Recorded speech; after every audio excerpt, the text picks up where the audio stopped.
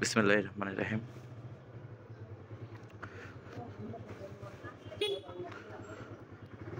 আসসালামু আলাইকুম। সবাই কেমন আছেন? আশা করছি সবাই খুব ভালো আছেন। সো এখন ১টা ১৫, আজকে হচ্ছে ২৫ তারিখ। অফিসে যাচ্ছি।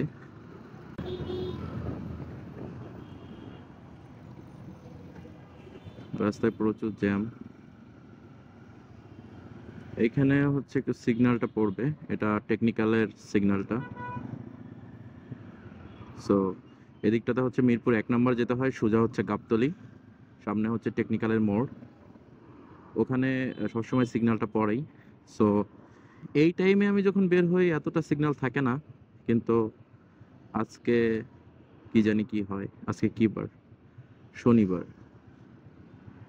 শনিবার হওয়াতে জ্যাম হওয়ার কথা না। এখান থেকেই চলে যাব, এখানে কাটা আছে, সো এখান দিয়েই চলে যাব, না হলে আমার অনেকটা সময় লাগবে। সো যেটা বলছিলাম, আজকে ২৫ জানুয়ারি ২০২৫, আজকে শনিবার। এই মুহূর্তে ১টা ১৫ থেকে ১টা ২০ বাজে।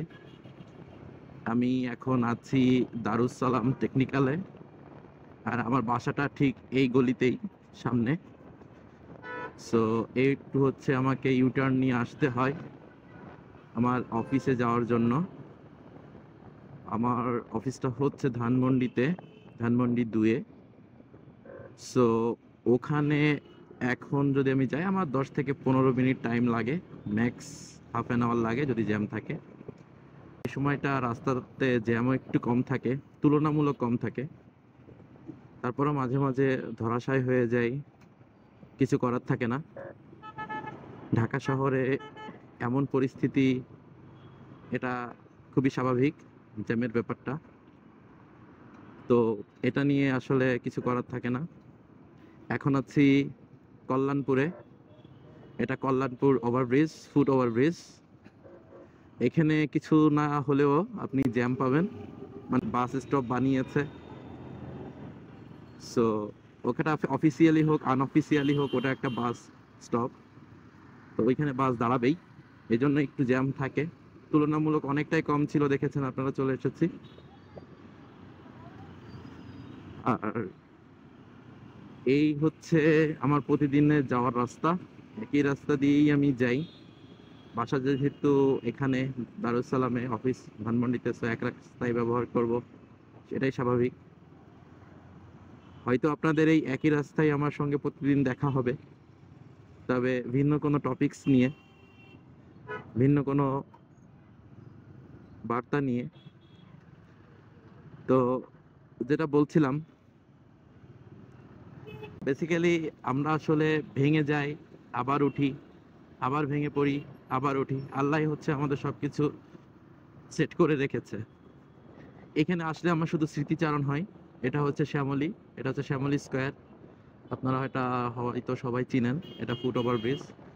সো এখানে আমি যখন ধানমন্ডিতে আমার ইউনিভার্সিটি ছিল, যখন ইউনিভার্সিটিতে পড়তাম, তো ওই শ্যামলীতেই আমি আসতাম, এসে নামতাম বিশেষ একটা কারণে।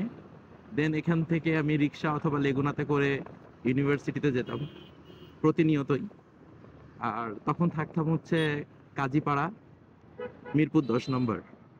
সো তখন কিন্তু কোনো মেট্রো রেল ছিল না, আর মেট্রো রেল থাকলেও এখানে কোনো মেট্রো রেল আসার ব্যবস্থা নেই। তখন হচ্ছে তেঁতুলিয়া পরিবহন, প্রজাপতি, এগুলোতে করে আসতে হতো। বাসে আসতাম ঝুলে ঝুলে, দেন হচ্ছে নেমে ওপারে যে লেগুনাতে করে অথবা রিক্সাতে করে ইউনিভার্সিটিতে যেতাম। তো যাই হোক, এখানে আসলে আমার প্রতিদিন ওই একই কথা মনে পড়ে, সেই ছোটবেলার কথা, ইউনিভার্সিটির লাইফের কথা। তো যাই হোক, পাস্ট তো পাস্টই, কিন্তু এই পাস্ট নিয়েই আমাদের অনেক কিছু।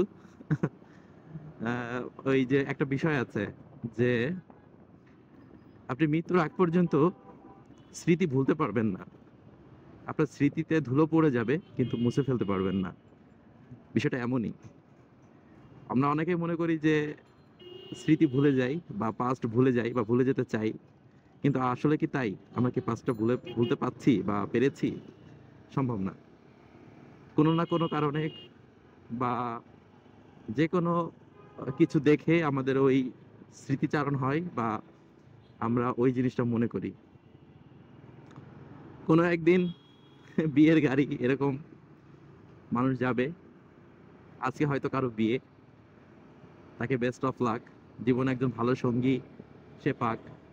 কারণ একজন ভালো সঙ্গী বা সঙ্গিনী খুবই ইম্পর্ট্যান্ট লাইফে।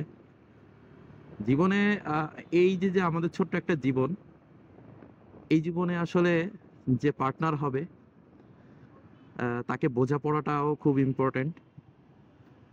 সো লাইফ পার্টনার যদি আপনার মতো করে না হয়, তাহলে আসলে এই জীবনটা উপভোগ করাটা একটু টাফ।